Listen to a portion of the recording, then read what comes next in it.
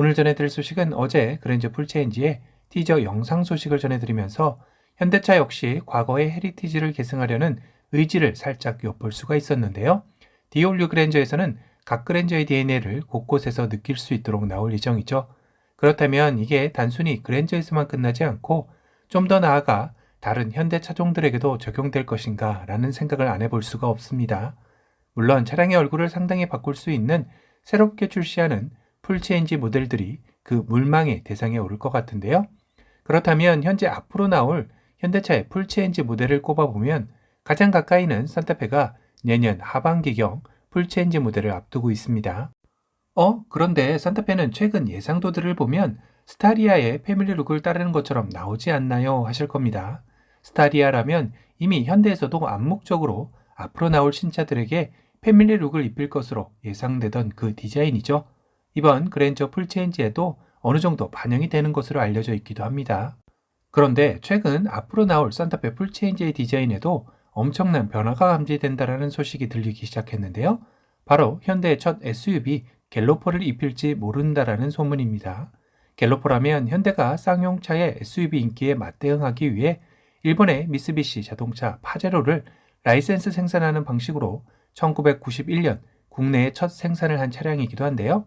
결론적으로야 다음 해에 바로 국내 SUV 시장에서 50%가 넘는 시장 점유율을 보이며 파란을 일으킨 모델이기도 하죠.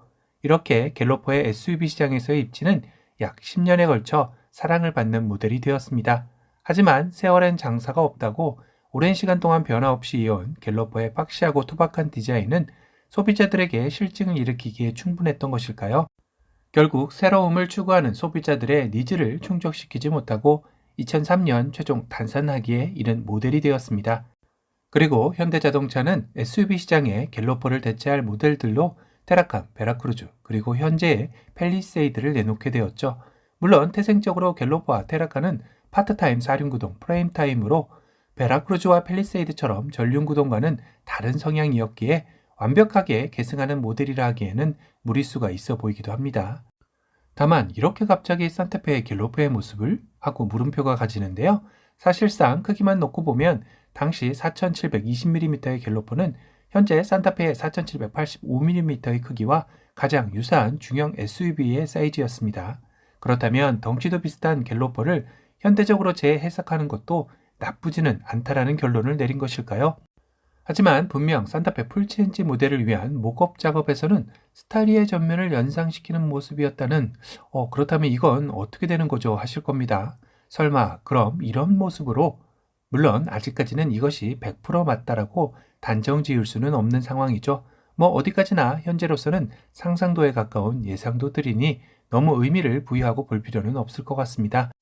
다만 앞서 언급한 대로 그랜저 풀체인지 역시 이전에 각 그랜저에서의 향수를 불러일으킬 만한 요소들이 들어갈 것으로 예상되면서 과거의 헤리티지를 이어가려는 모습을 보여줬듯이 산타페 역시 풀체인지 모델의 가능성은 열어놓을 수 있는 시점에 나온 소식들이라 한 번쯤은 생각을 해보게 되는 것 같습니다. 과연 현대는 간판 중형 SUV였던 산타페를 어떤 심폐소생을 통해 살려낼지 궁금해지는 시점이네요.